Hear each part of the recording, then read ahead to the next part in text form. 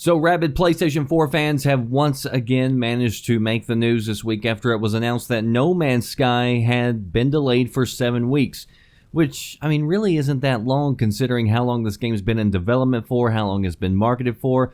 And again, it's always better to have a game delayed, have it be polished, come out non-broken, rather than have a game just shoved out there just to make their launch date and then have everybody crying and whining because there's a lot of things in the game that should have been patched before the launch.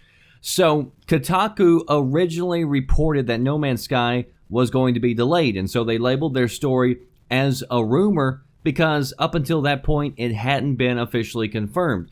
So then the author goes on Twitter and starts talking about how he's been receiving death threats and harassing notes from multiple fans simply because he posted this story, and so they thought that he was just trying to stir the pot and just throwing something out there to just harm this game, like he would have, you know, some sort of benefit to go out there and try to cause harm to some game. And so, I mean, the morons should know that by now most of these sites don't report stories like this unless they have well-placed connections. And they rarely run with these stories and rumors unless there's a little bit of truth to them. Because if they were consistently wrong, then their business model would go down the tubes and nobody would take them seriously. And, I mean, besides, when was the last major PlayStation game that didn't get delayed? So at this point, I mean, people should be more surprised when a game actually does come out on time. But, I mean, moving on, it was later officially announced that the game was indeed delayed. At which point, some started accusing Kotaku of basically forcing this delay to happen. Which, I know, it makes no sense. It's dumb beyond belief.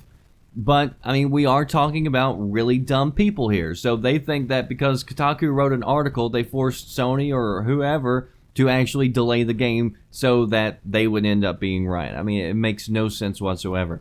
But next, Sean Murray, who's the creator of the game, took to Twitter to announce that he's had, quote, loads of death threats this week from this delay. But he made light of it by saying that he had made his house look like the Home Alone home. Which, I mean, this guy, he's always come across as like really nice, always smiling. I mean, even for the most demented souls, you would think it would be hard to, I mean, put a death wish on a guy like this. I mean, he doesn't scream of a person that should die. And, I mean, this game isn't even a proven franchise. It's an indie game, for Christ's sakes.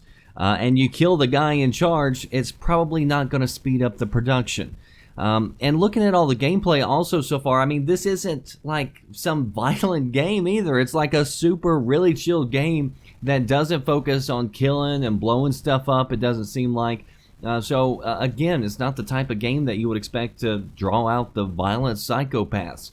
But the worst part about all this is that so many people, me and you, we're kind of wrapped under this umbrella of this narrative that so many people try to put out there about gamers. And so a really small but ignorant minority give everybody else kind of a bad name.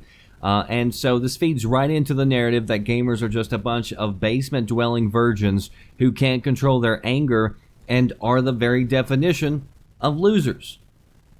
And at least for this group, that actually sounds like a pretty good description. Are you listening? Damn.